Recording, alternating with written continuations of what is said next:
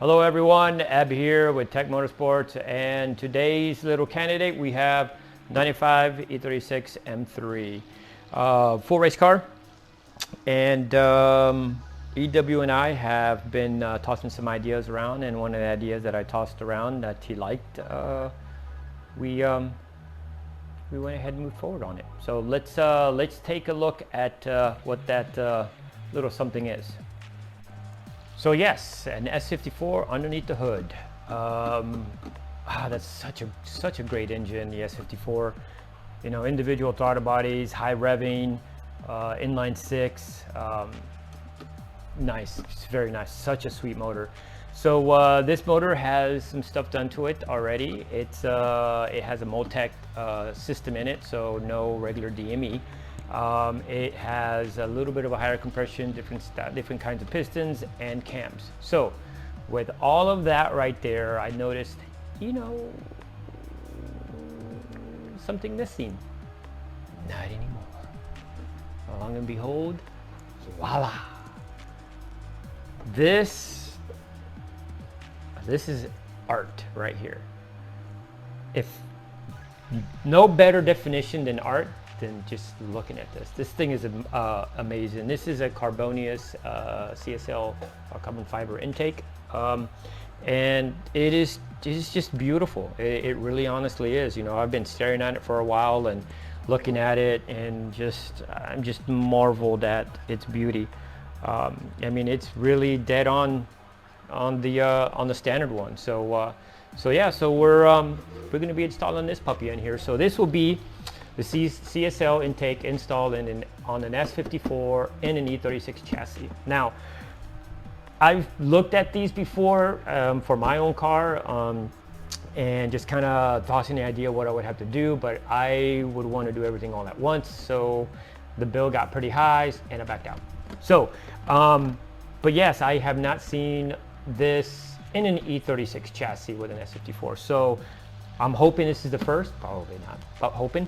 But I've already done a little bit of fitment, so I kind of have a general idea of what's going on, and there is a little bit of trimming to do on the E36 chassis, just a small amount. It's really not that bad at all, but it should be a very straightforward install. One thing that's on my side is this is a race car, so a lot of the OEM stuff that goes on an E46, I don't have to worry about it on the E36 because it is already technically eliminated. So it would make my install just a tad bit easier. So I will go ahead and go through those items and if you're thinking about doing this, what you might encounter if you decide to pull the trigger on one as well. Okay, so here is the intake at its hole. So you got the big old huge inlet there, and the filter does go back in there, which I have sitting over there, and of course the boots do not come with. These are the boots from that I installed here already. So just to give you an idea, this is option one, this whole intake, just like how you see it. Then you have other options, and the second option that is a must-have is a snorkel. Now this thing it's artwork. What else can I say? This thing is just beautiful. They should just put something like this in the dictionary, this picture, as the meaning of beautiful. So just to give you an idea, there she is at its hole. So the snorkel helps direct and get more cold air that goes into the front fender behind the headlight in there. So another thing that you would have to consider is, not consider, but just know what you are going to be purchasing when you order a Karbonius one. And I know this is a Karbonius one, or I have to deal with the Karbonius one because this is the second intake that I have installed. I installed one about a handful of weeks ago, and an E36 M3. We did film that, and I am still waiting for the footage of that filming to be edited and sent to me so I could post on my channel. Unfortunately, I'm still waiting, and yes, that is a burn on my so-called editor. But yeah, see, he just waiting. I know he's busy, but I hope he can get this resolved, because I figured this would be my second one. It would be a shame if I get this one out before he pulls the first one. So keep an ear out or keep a watch out just in case to see if this video comes out in front or before the white E36. Keep an eye for it. So, so with the Karbonius kit, you have to worry about the intake boots. There are two different styles of intake boots, okay? Just to show you, I have an intake here. You have to worry about the size. The size of the intake boots are different from a 2000 to 2003 and a half, all right? From 2003 and a half and newer, it's a different size boot, okay? So let me show you, I'm gonna show you the intake, or the OEM intake, that the CSL is based off, and it uses this style of intake boots. This one right here. So you can notice that they have the yellow inserts inside with what I noticed, the yellow trumpets, okay? So these diameters, which are here, these are what's going to go under that. It's what I'm talking about. On the intake side, don't worry about on the throttle body side, because the throttle bodies are all the same, okay? Now, if you look at this one, which is a 2003 and a half and newer,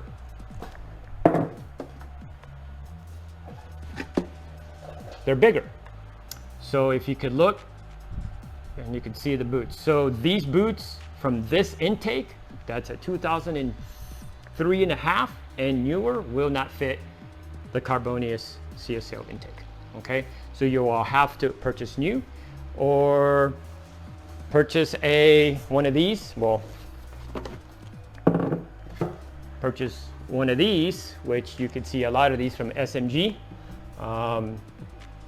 that are all on eBay for like $100, because nobody wants these. Everybody does away with the SMG to 6-speed, except for me apparently, because I still have my SMG, which then have the boots on these. So if you're looking at one, if you can tell that that's under, or the yellow ones, that's a good telltale of that. So that's one thing that you would have to keep an eye out for that when you look at purchasing one. And if you already know what your model, you should be fine, but it's always a good idea to just take a look. Even if you were just to take the boot off, you should be able to look in there, and if you have black versus the yellowish trumpets, then you kind of get an idea of what year it is. Okay, so now that we went over through the whole trumpets and intake boots, there is additional stuff that you have to worry about. There's an install kit that comes with that as well. That's an option. The install kit gives you the relocation for the evap line. It also gives you a new linked oil separator from the valve cover all the way to the intake plenum. And it comes with a pigtail for the, it's a pigtail for something, and I forget, and I apologize. If you look at their website, or and it'll break it down, and it does come up with a couple of little additional items that are in there. Then you have to worry about, and you have to, it's an option to purchase the filter itself. So the filter is reusable, so you don't have to go buy another one. It's maintenance approved, or maintenance approved. You can wash it and reuse it. So so that is one thing that is with the Karbonius kit. Now, in addition to all that, once you go to the CSL intake, you have to do away with the MAF sensor. The MAF is no longer available. It's gone. Hasta la vista, baby. Later, gator. Then what you would have to end up doing is a MAP sensor. So the CSL MAP sensor and so forth it's a pain in the butt supposedly to get. So they did come up with the kit. Now, the company that has a kit to relocate the MAP sensor for the CSL is Castle Performance. So Castle Performance has a bracket to mount the MAP sensor in the second throttle body section right here, right when I pointed at. This one's already here. I already got it installed, so it replaces this piece right here. So it comes with it. It comes with the pigtail that technically, if you stick with a stock DME, comes with a pigtail that goes and repins your DME. And also it comes with the sensor, the screw to mount the sensor, and then the actual bracket itself. So it's a win-win on that part. Now, the other thing that you would have to worry about is, if you're running the stock DME, is the air intake temperature sensor, okay? So there is different couple options, because the air intake temperature sensor, the IAT sensor, comes with the Karbonius one. But the only thing with the Karbonius one, it is a Celsius reading one, and it plugs into the air box, which I'll show you here right now. It plugs right in here, right in front, so it just slots in and it goes perfectly in there. You have to, I mean, I think it's great to just, I mean, for the price, you do have other items, but if you're going to be using the kit, it's perfectly, you should get it. So what it does, it technically covers this section here. If you do not get this sensor, you have to figure out a good way to cover this up. And the only thing about it is there's a slot that goes all the way to the edge of it. And to be able to get a very clean seal, you might have to come up with something totally different than just doing a plug on it. So keep that in mind when you're looking at that. Now, there is another option for the for the intake air temperature sensor, the IAT, and that is, I want to say tuner or Bemorod, one of those two. They come with a kit that plugs into your existing MAV connector and gives you a long enough wire so that you can install. It's a sensor from a E39 M5. There's another couple years, but the E39 M5 just stuck to my head. And it relocates it, and you just want to put it down close to the coolest air that you can get to maximize power, technically, when you go and get that tuned. Because once you do all this, you have to have it tuned. You have to have the right DME if you stick with a stock DME, because you have to have an alpha tune. So that is also an option if you want to do a tune with a Karbonius, but there are also other means to getting a tune as well. So so yeah, so that should be the pretty much what to look for and such. So let's get to the install. Okay, so with the intake boots, what I did is I used hose clamps. Okay, so I put the hose clamp screws on the bottom side of the intake, so that way you don't see them from the top. And then also you got to make sure that you clock these correctly. So what you want to do is, you might have to put it on, take it off, put it on, take it off, and might have to shift these a little bit so you can get them in place. You do not want it to hit the throttle bolts here, or even the arm right there for the throttle actuator. So let's go ahead and get this thing going in here. So I've already got mine clocked, unfortunately, so it'll make it just a tad bit easier for me. I went ahead and did that off camera. It is time consuming.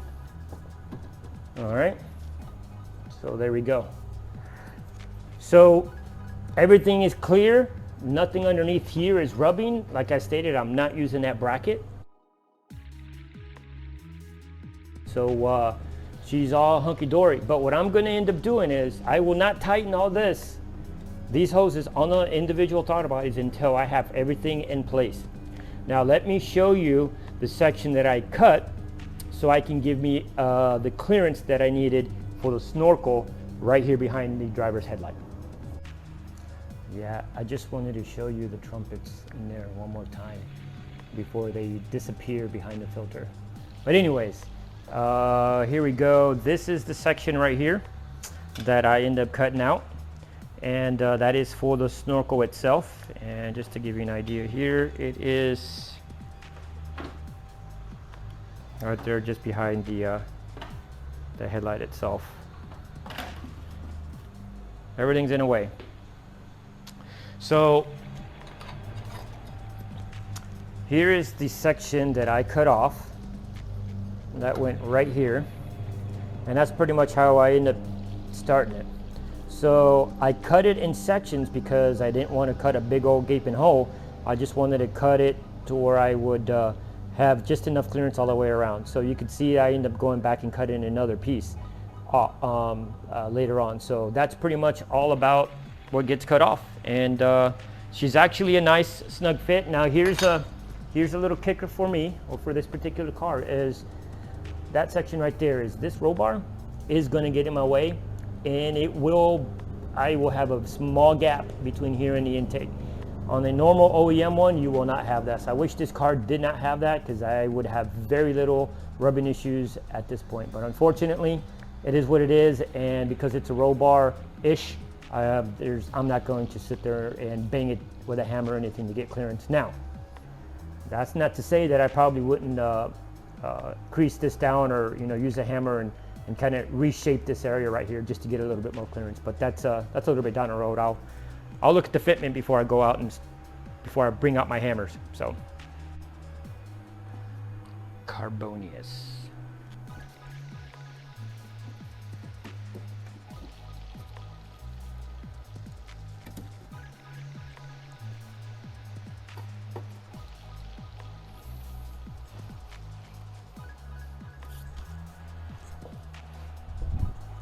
So now on the bottom section, you have 3 holes, and you have 3 nipples here, and that's where it's going to slide in and come down, so the screws will be able to be installed.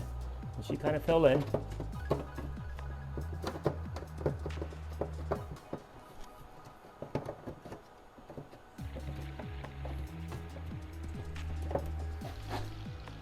Now, one thing you'll be able to see is from there, you can see if it's fallen into the nipples.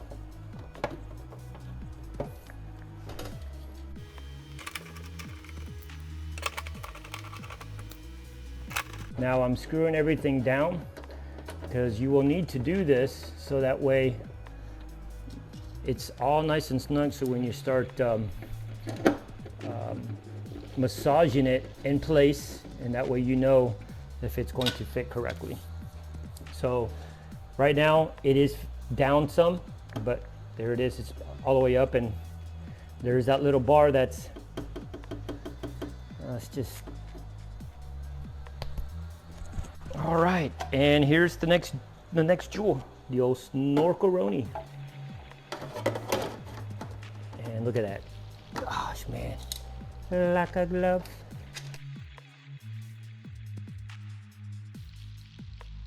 So this has 4 screws to put in, but unfortunately, with the room you have, the 4th one, which is all the way down here, you won't be able to get. Well, with 3, it should be enough. Would I would love to have gotten the 4? Of course I would have. And if I was installing an E36 M3, then it would get the 4th one, like the first E36 M3 that I did, which we still haven't seen a video for yet. Yes, that was another burn for somebody. That somebody will watch this video, and he will see.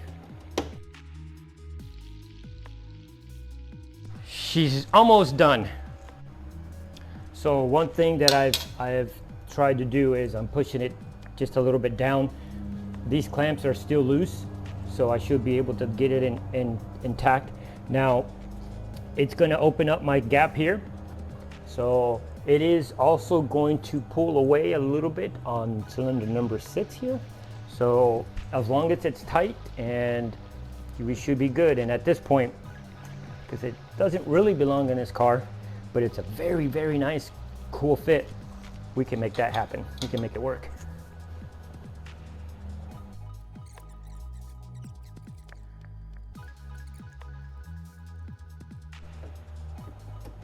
So she does move a little bit. And if you get a little movement, you're gonna tap it here. And once you get it going, looks like what I'm gonna do is I'm gonna move it back a little bit more, because I noticed that it's resting here, which is technically on this section that I was talking about. Let's see if I can get it here.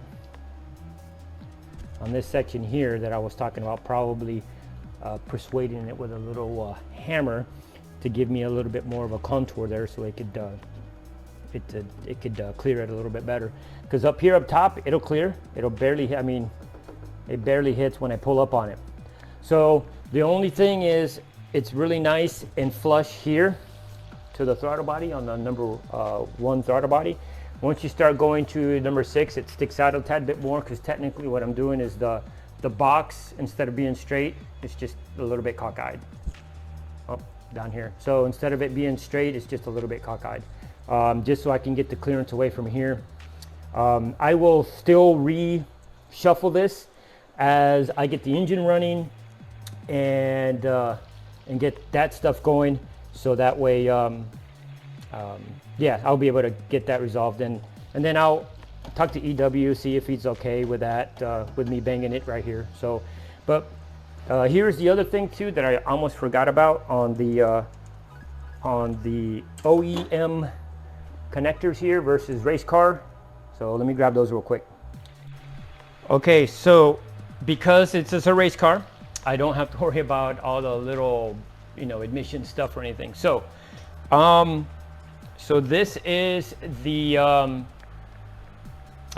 piece that goes right here, okay, and this goes to the booster with the evap solenoid. So I bypassed that and put that on there, and I also have this piece here, and this is the this section here. This is for the intake that bridges to here. I have plugged that up, and what I'm using is, here's the one that was on it originally, and I have this. I have a new hose that's going to go from the valve cover, from the oil separator, all the way into the catch can. Okay, now underneath the intake, where the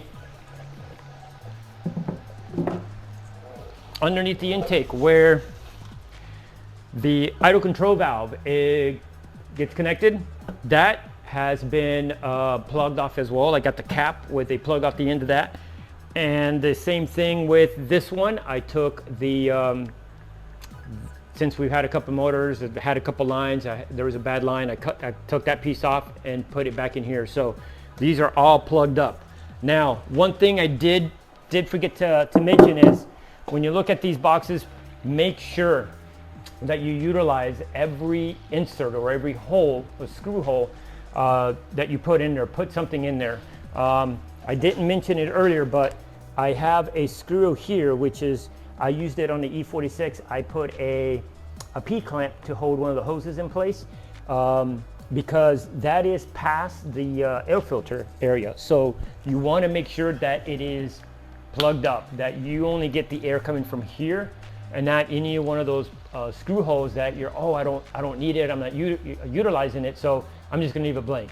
You need to put a screw in it. So just make sure when you look at it that every screw hole or screwed thread, there's something in there, just to play it safe. But that was technically the only one. Now, underneath, as I stated, I'm not using the bracket that connects to the motor mount on the intake, but I did still put the little isolators, or rubber isolators. I did put them in place and tighten them down. So, because those are also behind the filter, and I don't want anything that's not clean air or passing through the filter going through there. So that's where you got to look all the way around, and you got to just use them. So keep an eye on that. That was the only other thing that I found with this. So as we plugged the idle control valve underneath, I also plugged it on this right here on the actual tube itself, and that's it. I am using the brake booster line, which is right here. So that's being installed back here, and that will go back to normal. So so that's gonna be it for now. That's pretty much the install, guys. It wasn't really all that great. There is a little bit more trimming, but it's not 100% in. Like I stated, I will probably have to massage it a little bit more once I get the engine running, see how it moves and see what happens, vibrations, see if I see anything. I know I'm gonna have to take this back off again, There are a couple of sensors that are over there that I wasn't 100% sure if I got them connected correctly. That's what happens when you have the same connectors for almost everything. So we're gonna get that done, and yeah, man, hopefully I'll have this thing running here soon. That was the last puzzle. The only other thing I got to do is add coolant and add oil, and finish button up a couple little things that I got in here, and she should be ready to go.